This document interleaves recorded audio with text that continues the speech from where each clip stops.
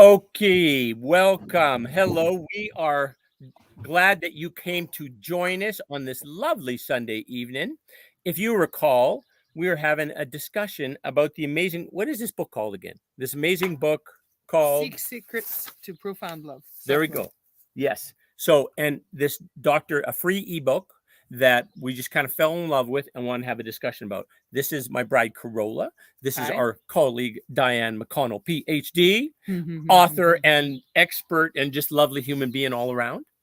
And so we are delving into chapter 3. I have this really, I love the entrance or the introduction here that Corolla will read for us. I think it really sets kind of this is what we've all experienced.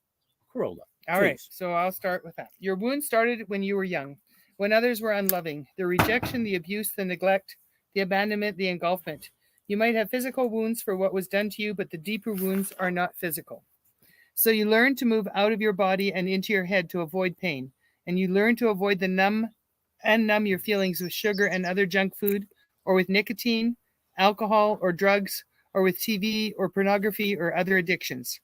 Or you learn to be very good giving yourself up, or very bad getting into trouble, or to get angry and blaming or to resist, all to avoid the pain that you could not manage. You took it personally because it was easier to think it was about you than to feel so helpless over others.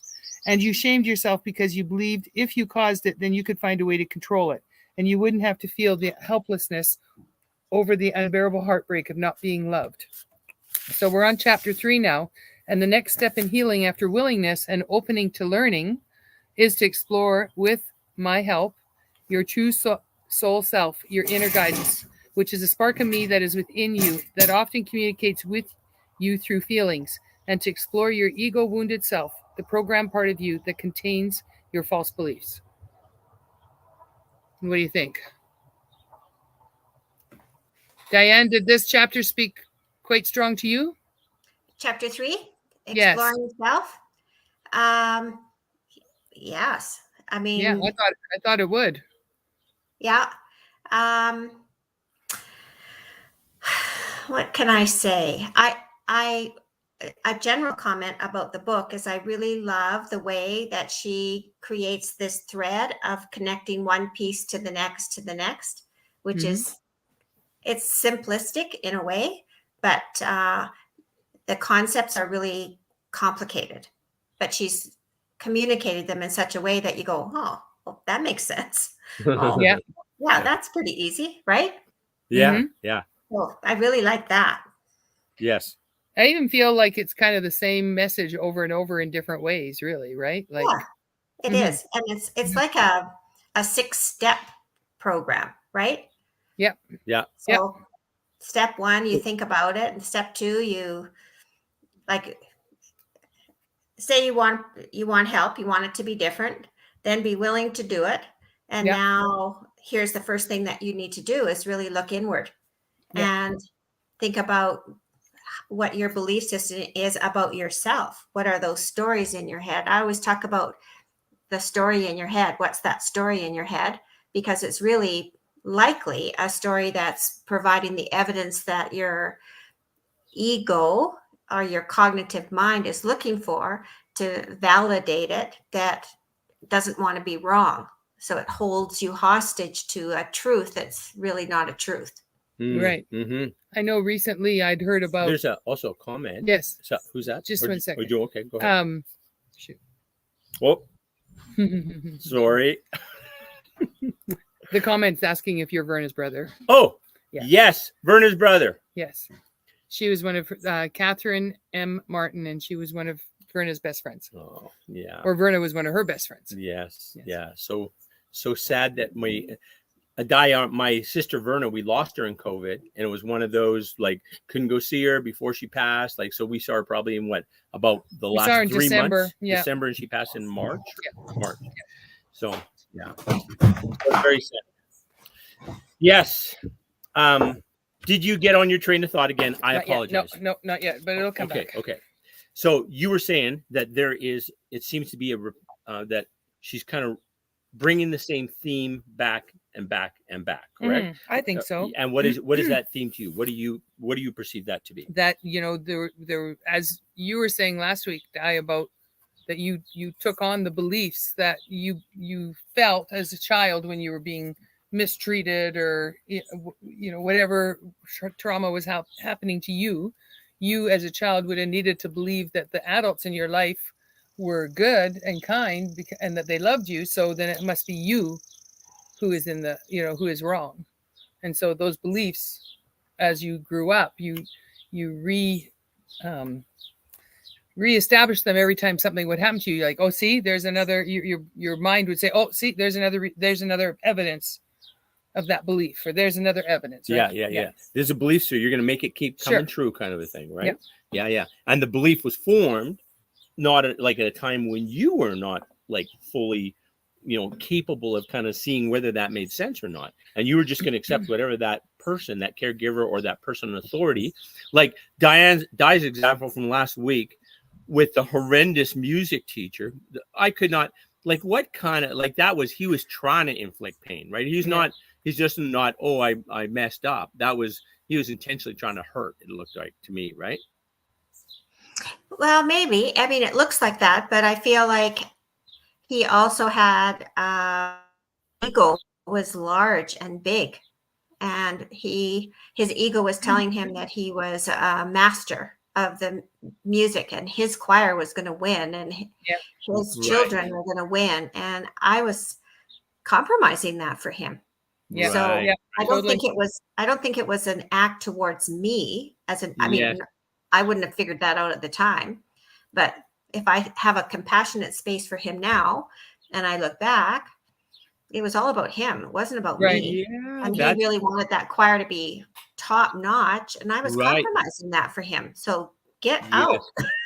Yeah. That is a very compassionate space to regard that, right? I mean, it was just, and in Corolla's example about the teacher when she gave her report too, like that was like, if you could find a way to frame that like that way, that would make more sense, because the way it sounds right now, he was just a cruel bastard who just wanted to hurt somebody, right? Is what in your case and in yours, the way I perceived it. But yeah, I think that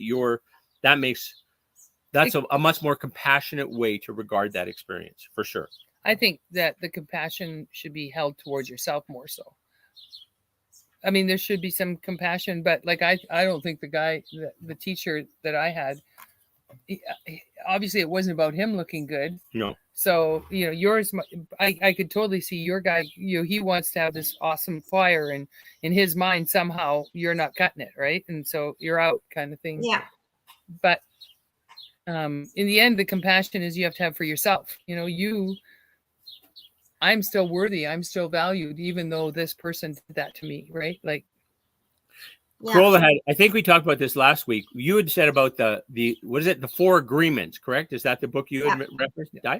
And then Corolla, I think we'd referenced where she, whatever her reading or her insight was, that shame isn't really shame so much from a victim standpoint. It's you felt devalued, like you were devalued, you were made less than. That one really speaks to me. Yeah, and then you accepted that devaluation, if you will, right? If I think of every trauma I had, I always felt like there was always about being devalued. And like, you know, here exploring yourself, for me, every time I have a trigger, I don't feel valued. Like, I don't feel like I'm being valued, right? For me, that's a big one.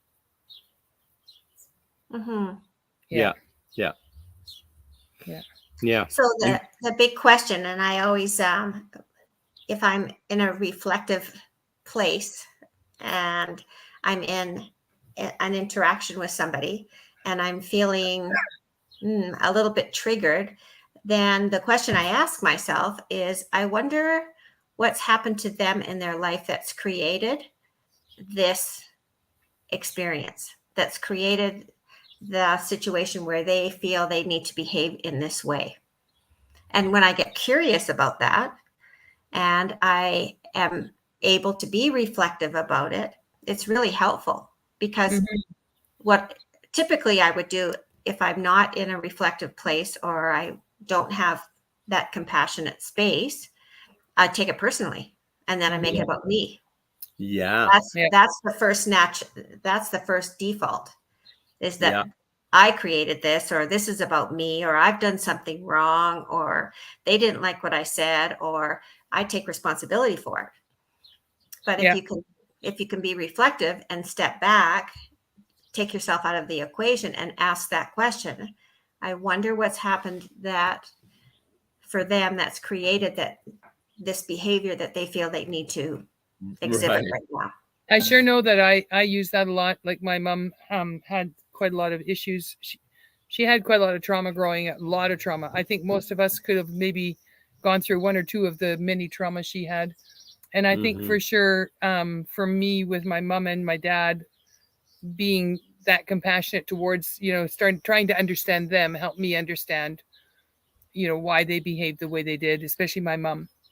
I do have a fella when I was in my early teens who was sexually abusing some of us girls. And I don't find myself looking for any compassion for him in any shape, way, or form. I just don't think about him. I don't neither like, I don't have compassion for him and I don't hate him or anything. I just don't think about him. Mm-hmm. And, I do have compassion for the other girls because I know that we were all traumatized by him, but I find no value in thinking what made him like. I find no value in that. So I find it interesting. There are some instances where it was very useful for me, but there are some instances where, Yeah. yeah, It's really complicated for sure. yeah, A friend of mine, and I mean, she's a really good friend of Marin's, but she's become a friend of mine, and she's written a book called Trauma as Medicine. And what she does in the beginning is she tells her story, her trauma story, and then she talks in the rest of the book her journey towards healing. And her story, very briefly, and I think I've probably mentioned this before, but her mother was murdered. And this was in Edmonton, and you might even be aware of the story. She was a social worker. It was in December, about 2 weeks before Christmas. She was in her 20s, not the mother, my friend.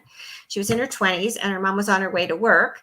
And she worked downtown Edmonton, just off 109th Street, in a building that had a parkade underneath. And she drove into work, and there was a fellow in there, and he murdered her in the parkade and raped her, threw her in a truck, her vehicle, and drove out and on the outskirts of Edmonton, threw her through a window of an abandoned farmhouse. So the family didn't find her for 10 days. So wow, Sarah talks about that, talks about the news, the media, the stories, what happened. And they found him because her mom had a kind of an antique ring, and they publicized that. If anybody has seen this ring, if it shows up anywhere, anyhow, and this fellow that actually committed the crime was pawning the ring, and the pawn shop owner phoned the police, and that's how they caught him. And so now in the second part of her story, she has to talk about reliving the whole thing, going through the trial. And he was a residential school graduate. His family, the history was horrible. He was First Nations. He was high on drugs at the time. And his story was like this big in terms of his life. And he went to prison, and like he was convicted, and he went to prison. And a week after he was in prison, he hung himself. He killed himself. So that's her story, which is like, whoa, man, that's like a pretty big story. But in her book, and I've listened to her even talk about her book, what she does is she has these emotions, the grieving, the anger, the kind of the hate, all of that stuff. But in her journey, she ends up getting connected with his sister and finding out about his history. And it evolved to a place where his sister and her started doing sessions together and really talking to the kind of the residential school kind of participants, graduates. And then she took a whole bunch of other things, but her very big message was all about what I had just said in terms of stepping back, taking herself out of the equation and looking at the situation to say, wow, what happened to him that created that in his life, that he felt that he Yeah. had to do that. And it made a huge difference. Anyway, she talks about it as healing. That's how she defines healing. And that's how she feels. She doesn't, she just has not maybe compassion for him, but certainly forgiveness about the whole thing, so that it isn't, it's been healed. That wound has been healed in her. Anyway, So it's interesting. did you also have, or did you tell me about the book about nurses and doctors and the toxic environment in the healthcare environment, where kind of male ego doctors really kind of running roughshod over female nurses lots, kind of a thing? Was that you or either of you? No, I don't think so. Oh. No. Okay, well, anyways, I thought it was. You have another woman in your life too, besides the two of us. Exactly. And you're not, and we just discover this now. All right. Exactly.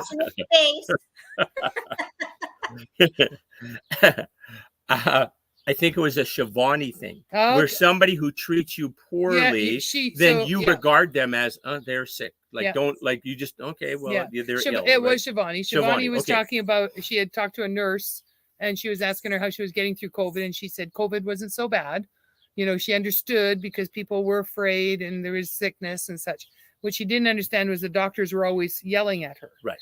And Shivani said that, you know, if you look at these doctors are sick, they're sick in their minds, right? And so if people are yelling at you, it's because they're sick in their minds. And so, you know, every time someone yells at you, if you just think, oh, that person is sick in their mind, then, you know, you'll be on the right track. And so then this nurse came back later and Shivani asked her how she was doing. And she says, I'm doing really good now. Like, every time a doctor yells at me, I just think he's sick and I have compassion for him and all is well. So, yeah. Yeah. Don't There make was it about you. As soon as you make it about you, it's a problem.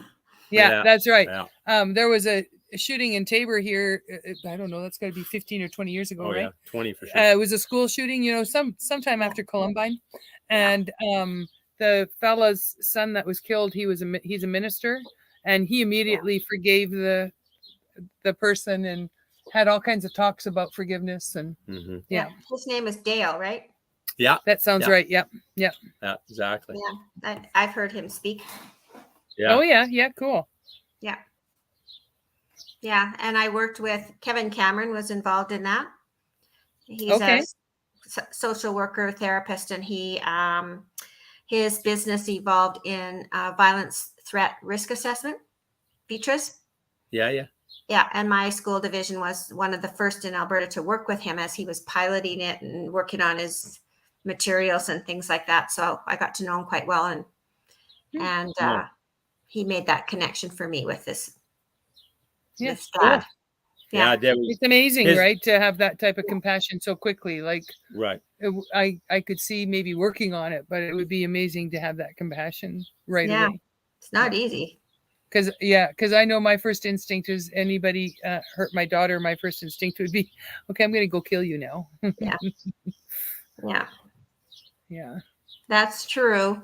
Yeah. Yeah, it's easy to talk about it, but it's actually it's really serious work. Yeah. Yeah.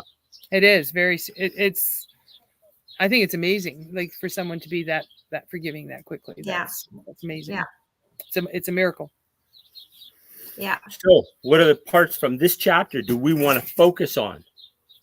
Well, if we don't stay focused, Di, we're going to lose our 5-star Google review. You know, if we don't stay focused on what we said we're going to talk about. Gosh darn it. Yeah. Do we have a 5-star group review?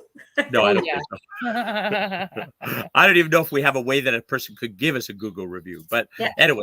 Do we have a group? Anyway, here's what I'm curious about. All right. As I read this, and I reflect on my own journey, of course, because that you personalize it, you internalize it. Sure. You're trying to take ownership of it and make it real. So I'm thinking about my own journey, and I know I wrote about know thyself, which is what she's talking about here in this chapter. Really take the time and figure out what is your belief system? What is driving your behaviors? What is that all about? So I explored that, and I unearthed some things that, oh my, this is what I was really believing, and it isn't about that at all. And it's creating behaviors that are not serving my kids, and it's certainly not serving me. So it allowed me to shape shift and adjust, and it improved quality of life for me. So that's the backstory. But the question I would have is, I can't figure out how that happened. Like, I can talk about it and say, this is what I learned to know myself, but I can't figure out along the way. And I'm thinking that this book helps in a way that all of a sudden you get to a place where you want it to be different. I can't kind of exactly pinpoint that for myself. Am I clear? Didn't you kind of, when you were in your book, you kind of had a time, when we were reading the book, there was a time where you suddenly felt, okay, I need to listen more to my kids. And like the book we're referring to right now is the book Diane authored called Could This Be Grace? And Kroll and I just recently read it, but that's what you're referring to. Is in the book. I can't remember what the situation was, but you had a point in your book where you said you realized you had to kind of reevaluate what you were doing. Yeah. I thought it was where, like, at the point where you said, all right, this kid is he's gonna live this life. I'm gonna just be here to kind of help him and support him through it. And it's his journey. You suddenly had the realization that this was the life he was going to have, not the life that you wanted, possibly. Is that right? That's the way I remember it. Yeah. But you wrote the book, so maybe you would know better than us. Yeah, I know that, and it's all part of the journey. But what I'm trying to do is the practical application for the list. I kind of understand what you mean. To their own lives. Oh, sorry, you were cut out. I didn't know you were still talking. Sorry. We froze just a little bit. Could you just repeat that, Di? Yeah, I'm just thinking about the practical application of this book. So we have a listening audience, and we're talking about this book. And what is it about the book that people could see themselves in and relate to, so then they can start to do these steps that we're talking about? I can tell you what I found out, like what I found. So I have triggers, right? I have, and often there are things, when I look back now, there are things that I'm feeling devalued, even though, the situation may not have tried to be that way. That's how for instance, when I years ago, I had a new doctor, and I remember he left me waiting in the waiting room, like they called me in, but then I waited, I bet you over 45 minutes for him to come in and see me. And I saw him walk by back and forth, and he kind of glanced at me. Nobody came in and said anything. And I remember getting frustrated to the point of tears, right? Like that I felt so, and I didn't realize it at the time, right? But I was, what are you laughing about? Do you remember that idea for Gabor Mate does with that, one of the talk show podcast guys? Do you remember this one? No. Well, this is going the same way. Okay, here, you finish your story. So anyway, so that was a trigger for me, right? I felt upset. I felt, I was angry. I was frustrated, and I really didn't understand, right? So over the years, I've noticed, okay, here's another trigger, right? Okay, here. So I guess the first thing, like they were saying here, is you really have to explore yourself. And okay, I'm reacting to this. Why am I reacting to this? I'm reacting to this. So I'm at a stage now, and I'm as old as I am, and I'm sad to say it took me a long time to figure this out. But I'm starting to realize, that's a trigger. I'm not feeling very valued in this moment. And it has as much to do with the moment as it does with all my past moments coming up to me, right? And so I feel like the big thing that people need to look for now is their triggers. The moments when they're feeling whatever it is that makes them eat or drink or, right? Mm-hmm. Like, or be angry or feel frustrated, right? That makes great sense. Awareness of, I'm feeling this way. Yeah. Why am I feeling this way, right? Yeah. Oh, I don't feel valued right now. Why do I not feel valued right now, right? Yeah, that's a great idea or great insight. Related to it, as I was thinking about that Gabor Mate one. So he's interviewing this guy who's the podcast king, blah, blah, blah, and like a very smart and articulate person. And they're having the conversation about, this guy had a situation recently where he got very upset, very angry. Because of the house. The contractor. Yeah. So who's the guy? So the I can see him. contractor, Yeah, I can see he him. went away. The contractor is supposed to do X. X did not happen. So then he's just angry about this and blah, blah, blah, and that kind of thing. So Gabor Mate asked him a few questions. Says, so why did this, delay happen? That kind of Well, thing. first of No, all, go ahead. the guy, he asked the guy how it made him feel, and Right. he was angry, he was frustrated, he felt taken advantage of, and then he said, well, what other reasons might this contractor have for not having done the work in the week you were gone? And he could be in the hospital, his, somebody in his family was sick, he was in a car accident, right? And then Gabor Mate said, well, why is that the first thing you came to was that you were devalued? I don't know if they use that word. I think so. I think they said Yeah, that you went to, you were. He went to the things about anger, frustration, and being taken advantage of, right? Like he said, there's so many other possibilities, but that's the one you chose. Why did you choose that one, right? Yeah. So that's a really good example of what I was going to say in terms of external locus of control versus internal locus of control.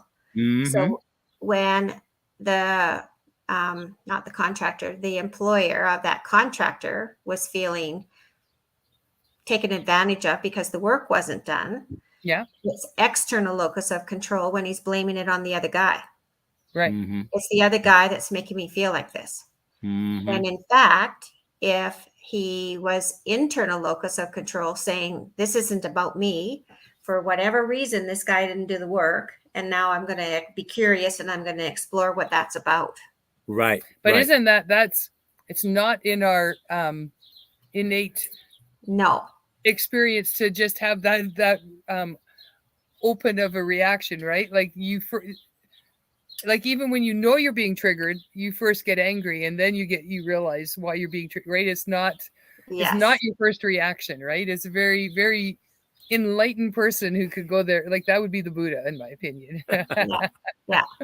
So when you get triggered and you're thinking, I'm not feeling valued, instead of thinking it's this other person that's needing to demonstrate value to you, you have to think, why am I allowing my own self to feel devalued? It's about me. Right. Mm-hmm. It's not about that. Okay. So, but I have a little problem here because if you're in a relationship and you are being devalued, then, like there's two sides to the coin there, isn't there? Should I leave now? Should I stay you're here? fine. Okay. You're fine. Just check it. But I'm Carry just, on. you know what I'm saying? Like, Well, if you actually are being like, there is an intent in some people to devalue you too, right? So, but so why are you? There's a double tier there. Like, I guess the thing that and maybe this is my trigger, Yes. is that I feel the need to stand up for myself because nobody's ever stood up for me, I guess. Yeah. Yeah. And I would say back is, if you're in a relationship where the person is devaluing you authentically, then why are you allowing that to happen to yourself? Yeah. Yeah. So again, it's internal locus of control. Right.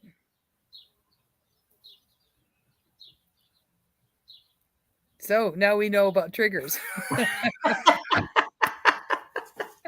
That was a fun discussion. All right. Well, where are we? I don't have my glass on. What time is it? What's that say? Yeah. It's 1 minute. 1 minute? Okay. Yeah, 1.5. Actually. So what is our gem? What is our final amazing closing insight? It's going to rock everybody's world. Thank you, by the way, Margaret Paul, PhD, for your excellent book and your lovely writing. Thank you. I think really now is the time to start becoming aware of your reactions and such, right? And those are triggered to you with an emotion, right? Yeah. You have an emotion. Then why do I have this emotion? Why? Oh, this. Okay. And then you can start saying, this is this. Yeah. This is this false belief that I created when I was 5-year-old Alan, and go back and give 5-year-old Alan a hug and say, buddy, you're perfect. And external versus internal. Yes. Right. So right. There isn't a person on the planet that can be in control of your own feelings. You're in control of your own feelings. Exactly. So really it's the lack of realization of your own control. Yeah. Correct. Yeah. Bingo. Hey, that's the gem to end on.